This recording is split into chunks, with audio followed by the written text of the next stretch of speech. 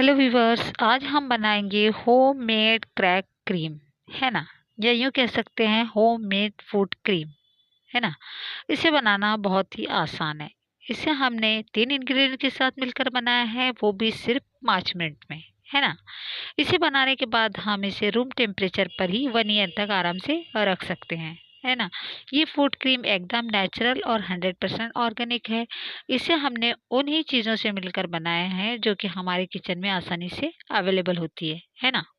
चलिए अब बात करते हैं इस क्रैक क्रीम की। तो ये जो फूड क्रीम है ये हमारी एड़ियों को सॉफ्ट, स्मूथ और मुलायम बनाता है। और अगर मान लो किसी को, हम में से किसी को अगर क्रैक हिट की प्रॉब्लम हो, एड़ियाँ फटी हुई हों, तो इसे इसे लगातार 7 दिन तक इस्तेमाल करने से हमारी जो समस्या है वो जड़ से हमेशा हमेशा के लिए ख़त्म हो जाती है ना। चलिए अब बात करते हैं कि इसे किस तरह से इस्तेमाल करना चाहिए। तो हमें रात के वक्त में इसे अपनी एड़ियों को अच्छी तरह से इससे मसाज करना चाहिए और फिर उसे कुछ देर के लिए ऐसे ही छोड़ देना चाहिए। और फिर आप मॉर्निंग में अपने पैरों को गर्म पानी से धो सकते हैं, है ना। चलिए अब बात करते हैं कि हमारी एड़ियाँ या जो हील्स होती है वो क्यों फटती है। तो होता क्या है कि जब सर्दियाँ आती है तो हमारे बहुत से लोगों को एड़ियों के फटने की प्रॉब्लम इसलिए हो जाती है क्योंकि एड़ियाँ फटने का मेन कारण होता है वो हमारे बॉडी में पानी की कमी का होता है। क्योंकि जो ठंडी या सर्दी के दिनों में हमें बहुत ही कम प्यास लगती है, हम पानी का इंटेक कम लेने लगते हैं, तो धीरे धीरे करके हमारी बॉडी में पानी की कमी हो जाती है और हमें विंटर डिहाइड्रेशन हो जाता है। और उसका नतीजा ये होता है कि हमारी स्किन ड्राई होने लगती है, हमारे होंठ फटने लगते हैं, साथ ही साथ हमारी एड़ियाँ भी क्रैक होने लगती है ना। तो चलिए इस मैजिकल फूड क्रीम को फटाफट से बनाना शुरू करते हैं, है ना।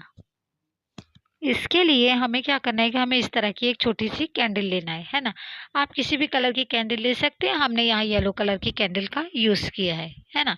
अब हमें क्या करना है कि ऐसी ऐसी कैंडल आपको किसी भी किराना शॉप पे मिल जाएँगी। हमें क्या करना है कि इसके बारीक-बारीक छोटे-छोटे से टुकड़े करना है। कैंडल जो है वैक्स की बनी होती है, बहुत ही आराम से इसके छोटे-छोटे पीसेज़ आपको कैंची से या इस तरह की नाइफ़ से आप इसके छोटे-छोटे टुकड़े कर सकते हैं और इस तरह से आप इसे तैयार कर सकते हैं, है ना? अब हमें क्या करना है कि जब हम ये इस तरह के टुकड़े तैयार हो गए तो हमें लेना है एक इस तरह का मोटे तल्ले का बर्तन, है ना। आप किसी भी तरह का ले सकते हैं। यहाँ हमने लिया है, इसमें मिलाना है हमें आधा कटोरी, हमने यहाँ पर मस्टर्ड ऑयल यानी कि सरसों का तेल लेना है।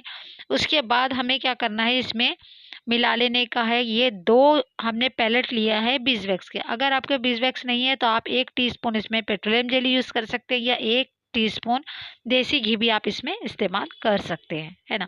इसके बाद हमने ये जो वैक्स के जो टुकड़े हमने तैयार किए थे कैंडल के, ये हमें इसके अंदर मिला देना है। उसके बाद हमें एक और नया इंग्रेडिएंट्स लेना है, वो है ग्लिसरीन। ग्लिसरीन हमने यहाँ पर 2 टीस्पून लेना है। इसे अच्छी तरह से मिला लेना है और उसके बाद हमारी नेक्स्ट स्टेप ये होती है कि हमें इसे गरम करने के लिए रख देना है ना। अच्छी तरह से गर्म करने के लिए हमने इसे धीमी आंच पे धीरे-धीरे पकाना है और ये जब तक पकाना है जब तक कि सारे मेल्ट ना हो जाए। देखिए इस तरह से सारा मेल्ट हो गया है। मेल्ट होने के बाद हमें धीरे से इसको ठंडा होने के लिए रख देना है, चूल्हा बंद कर देना है ना। 10 मिनट के बाद हमें किसी अच्छा सा कंटेनर लेना है। कंटेनर आप किसी भी तरह का ले सकते हैं और आपको धीरे-धीरे करके उसमें इसको ट्रांसफ़र कर देना है ना। आधा घंटा या शायद 1 घंटे बाद आपको इसको रूम टेम्परेचर पर ही रख देना है और फिर आप चाहे तो रेफ्रिजरेटर में भी रख सकते हैं। और देखिए ये इस तरह से 2 घंटे के बाद इस तरह से जमकर ये तैयार हो जाता है ना।